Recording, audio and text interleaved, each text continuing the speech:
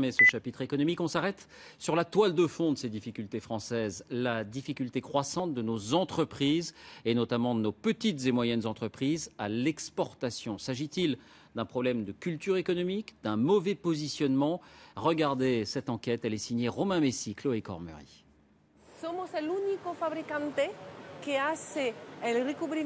Parler espagnol, tout en jonglant avec l'anglais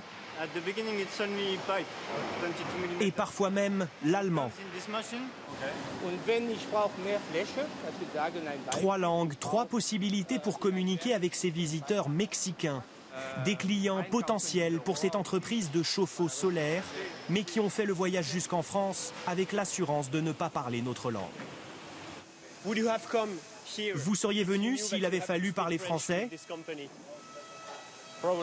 Probablement pas, car aucun de nous deux ne parle assez bien le français pour les affaires que nous devons mener ici. Une première victoire pour Julie Mazot, en charge de l'export dans cette entreprise.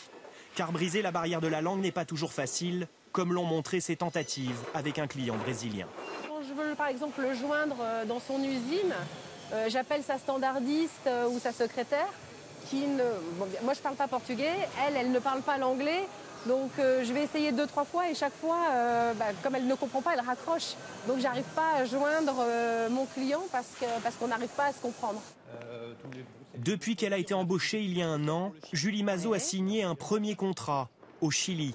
Avant son arrivée, personne ne s'occupait de l'exportation hors d'Europe. On a fait très attention à l'emballage parce que donc dans le conteneur... Mais le patron de l'usine a pris une décision assez rare. Que ce soit en France ou à l'exportation, le commerce ne s'improvise pas, il faut une personne à temps plein.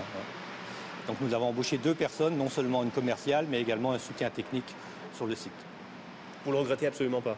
Pas du tout. C'est un investissement à moyen terme et donc je suis sûr qu'il va nous apporter du chiffre d'affaires. Cette PME exportatrice fait donc figure d'exception dans le paysage français.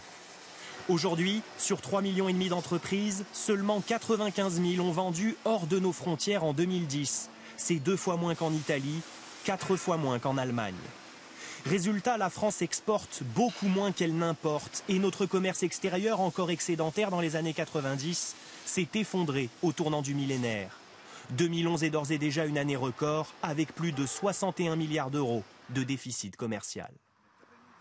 Alors, pour sortir les entreprises françaises du brouillard, l'État a décrété une mobilisation collective. C'est sous le soleil de Tunisie que Julie Mazot retrouve une quinzaine d'autres PME françaises. Toutes sont venues ici déterminées à exporter.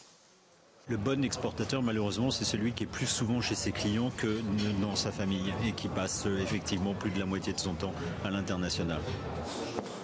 C'est ce qu'on appelle chasser en meute. Plusieurs entreprises rassemblées pendant 48 heures à l'étranger pour rencontrer des clients potentiels et enchaîner les rendez-vous côte à côte. Une technique empruntée à l'Allemagne depuis quelques années pour ne plus entendre la même rengaine à l'étranger. On entend 2 remarques, c'est qu'effectivement on voit plus d'Allemands ou plus d'Italiens que de Français. Et on entend une autre remarque qui est que les Français, on les a vus une fois, ça s'est très bien passé, mais on ne les a plus revus. Et Julie Mazot entend participer au changement. Bonjour, vous allez bien? Ça va? Très bien. Voilà. Matinale, c'est bien. Oui. Ici, pas de problème de langue. Avec les Tunisiens, les affaires se font en français. Mais pour ce client, un problème beaucoup plus grand surgit, le prix. Installation comprise. Oui.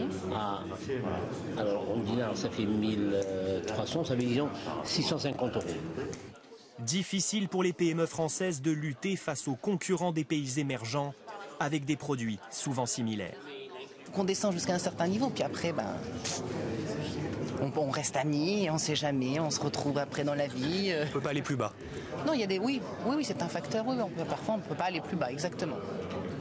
On ne peut pas trouver le prix chez les Français, on le trouve ailleurs, malheureusement, en Grèce, en Turquie, l'Espagne des fois. C'est pour ça que à chaque fois que je vois des gens, des Français comme ça, je dis venez fabriquer en Tunisie plutôt. Et partir à ce moment-là avec le même produit de qualité, mais à un prix moindre. Et puis on reste en contact. Une invitation à délocaliser, poliment déclinée par Julie Mazot. Mais en fin de journée, elle n'a pas perdu espoir de trouver un acheteur. Les 3-4 contacts vraiment très intéressants, il faut les revoir d'ici 3 mois, quoi, pour tout de suite engranger. Pour avoir une chance. Pour avoir une chance, voilà. Ouais. Bonjour monsieur. Revenir en Tunisie pour que ces dizaines de poignées de main débouchent au moins sur un contrat Asseyez-vous, je vous en prie. dans quelques mois.